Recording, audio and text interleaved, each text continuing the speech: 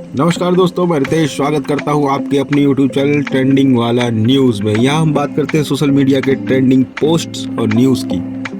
और आज हम बात करने वाले हैं गौतम अडानी के ऊपर लगे हुए धोखाधड़ी के आरोपों की।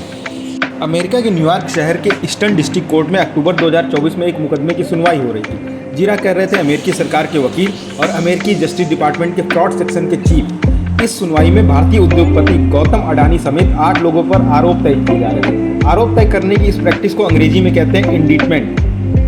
अगर किसी व्यक्ति का इंडीटमेंट किया गया तो उस आरोपों के तहत उस पर मुकदमा चलेगा।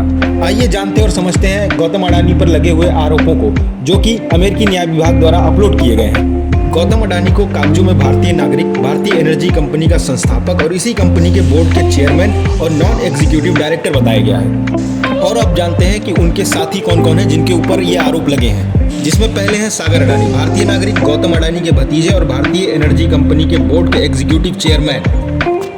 दूसरे हैं विनीत जैन, एक भारतीय नागरिक, भारतीय एनर्जी कंपनी के सीईओ और बोर्ड के मैनेजिंग डायरेक्टर। तीसरे हैं रंजीत गुप्ता, एक भारतीय नागरिक, एक अमेरिका की ईश्वर कंपनी के सीईओ। ईश्वर उन कंपनी को कहा जाता है जो किसी कंपनी से पैसा लेकर उनके बदले बॉन्ड या शेयर जारी करती है। चौथे हैं सिरिल काबानेस, इनके पास ऑस्ट्रेलिया और फ्रांस की नागरिकता बताई जा रही है। काबानेस अमेरिकी ईश्वर के नॉन एग्जीक्यूटिव डायरेक्टर और कनाडियन निवेश फर्म के कर्मचारी रह चुके हैं। पांचवें हैं सौरभ अग्रवाल, जो कि काबानेस के जूनियर हैं। इसके साथ 2 आरोपी और हैं, दीपक मल्होत्रा और रुपेश अग्रवाल।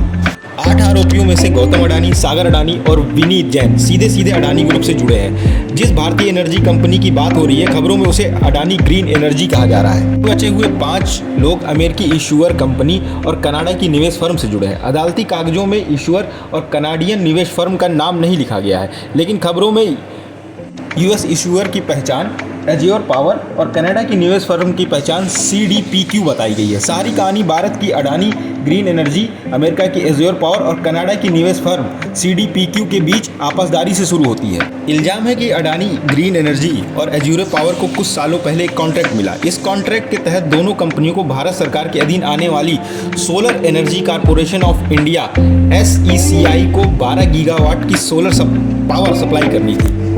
अडानी और एज्योर को मिली इतनी सारी बिजली को सेसी आगे ग्राहकों में बांट देता, लेकिन यहाँ पर एक मुसीबत आ गई। सेसी को इस खरीदी हुई बिजली के ग्राहक नहीं मिल रहे थे। ग्राहक थी राज्यों की बिजली डिस्ट्रीब्यूशन कंपनियां। राज्यों को कोई भी कंपनी सेसी के साथ करार करने को राजी नहीं थी। ऐसे में सेसी अडानी और एज्योर से बिजली खरीद नहीं पाती और इन दोनों कंपनियों को घाटा होता।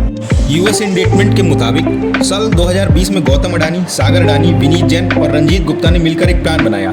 इसके तहत भारत सरकार के अधिकारियों को घूस खिलाना था। बदले में इन कंपनियों को क्या मिलता? घूस खाए अधिकारी राज्यों की बिजली वितरण कंपनियों पर दबाव बनाते कि वो सेसी के साथ करार करें, ताकि सेसी अडानी और एज्योर से मिली कंपनियों से खरीदी बिजली को राज्यों में बिजली वितरण कंपनियों को बेच सके। आइए जानते हैं अमेरिका की एंट्री इस पूरे गेम में कैसे हुई। अधिकारियों को कथित तौर पर घूस का वादा करके सेसी के साथ एग्रीमेंट साइन करवा लिया गया था। अब वादा निभाने का मौका था, यानी घूस का पैसा देने का। आरोप है कि 25 अप्रैल 2022 को एज्योर पावर के रंजीत गुप्ता और गौतम अडानी और विनीत जैन की मीटिंग होनी थी। इस मीटिंग में अडानी ग्रुप के लोग एज्योर पावर को उसके घूस का हिस्सा बताते, जो 638 करोड़ के आसपास बैठ रहा था। लेकिन 25 अप्रैल 2022 को ही एज्योर के अमेरिका में बैठे हुए बोर्ड ऑफ डायरेक्टर ने रंजीत गुप्ता और दीपक मल्होत्रा को इस्तीफा देने को कहा। ये दोनों वही कर्मचारी थे जिनसे गौतम अडानी और विनीत जैन की कथित मीटिंग होनी थी। रंजीत और दीपक ने इस्तीफा दिया और मीटिंग सस्पेंड हो गई।